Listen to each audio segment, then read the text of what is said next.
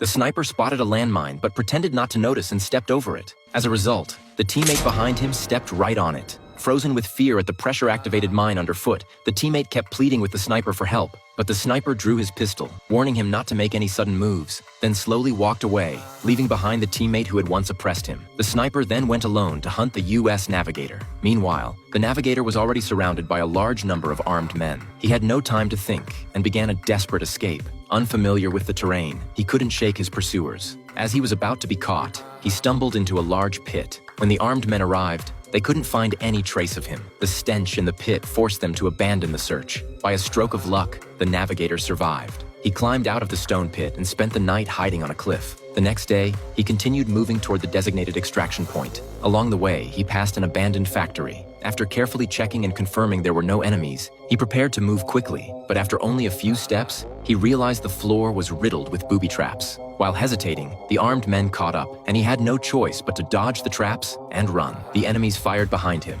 accidentally triggering one of the booby traps. In a life-or-death moment, the Navigator pushed his limits, successfully escaping the blast zone. By the time the sniper arrived, the Navigator had reached the extraction point and was contacting headquarters via radio, but the captain ordered him to run another 5 kilometers to the safest pickup location. Reluctantly, the Navigator agreed. As the captain laid out the tactics, the commander arrived on the scene and handed over the rescue mission to the French. The captain dared not refuse and had to comply. Since they couldn't catch the Navigator, the military claimed on television. They said they had captured 2 pilots who violated the no-fly zone. The commander was misled by this false information. To avoid conflict, he canceled the rescue operation and ordered the helicopters back to base. When the Navigator reached the extraction point, he saw the helicopter turning away. He frantically fired shots into the air for help but got no response. In despair, he noticed a sculpture on a nearby hill. He remembered it was the very spot where he had crashed. He immediately climbed the hilltop, found the ejection seat, and repaired the locator transmitter. At that time, the aircraft carrier received the signal. The captain concluded the Navigator was still alive and decided to ignore the commander, personally leading the rescue. 3 helicopters quickly took off from the deck, heading for the crash site. At the same time,